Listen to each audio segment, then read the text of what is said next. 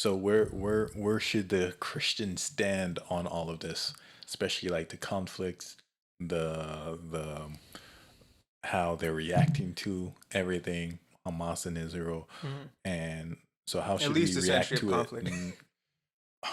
Even more, you know, Yeah. like it just goes so far back, and it's just one of those things like, do we treat it like Africa Civil War it, where we don't care about it, we don't even talk about it, because there's many wars going on right You now have three through major Africa. wars happening. Yeah. Yeah, and it's like it's big. It's getting bigger, and it started 2020. Like COVID helped, like really, like So let's stir some stuff up. yeah, and but we don't talk about that. We don't say, "Oh, I stand for this African country," you know. But it's more of like, "Oh, I stand for Israel." Yeah. I'd say that from a Christian perspective, it's to have empathy and compassion towards the people Hmm. involved.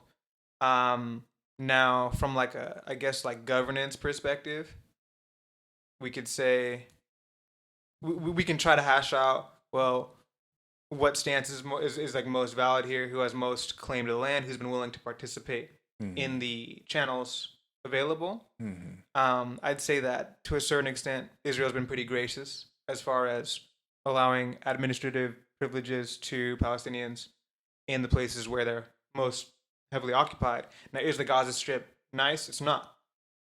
25 miles wide, 5 miles tall, and it's one of the most densely populated places in the world. And it's like, it's ugly. Doesn't look good. But then we've had attacks from that side. We've had attacks from the Syria side. We've had attacks from the Jordanian side. Hmm. So like, there's history, and also like we want advantageous positions just in case we get attacked. Kind of stuff that's still very present Hmm. within like less than 50, like 50 to 70 years. So that's Hmm. like that's a real issue there. Um, but You got anything to say, Freddie?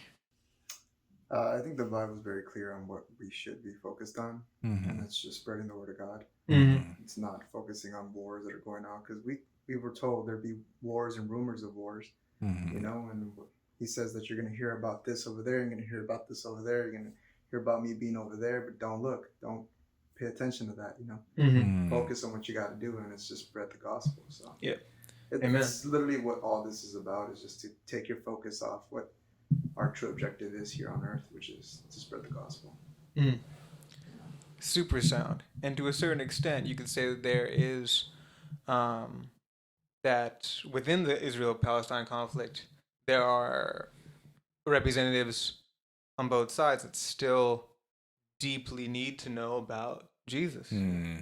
A lot of folks that are of the Islamic faith that don't read their scriptures, Hmm. don't understand the starts of their scriptures, and how that those teachings have changed, Hmm. versus supporting people of the book, supporting people of the gospel, and then not taking their Messiah seriously. Hmm. Muhammad's writings to that were first in support of Jesus, to then and saying that, if someone doesn't agree with the book or Hmm. the gospel, basically that's don't have nothing to do with it. However, his writings start to deviate from the book. Those are some Hmm. real questions to ask. You have the nation of Israel, in which there's a lot of Jews that they know that the most popular Jewish man that lived on this earth was Jesus, Hmm. but many of them have no interest to know of the New Testament. I mean, it's They forbade the studying of Daniel too, the yeah, prophecies. Yeah. yeah, because yeah, some don't hold Some Daniel rabbis have said that as if you study part of their there's a canon, curse on which is rough. you. I mean,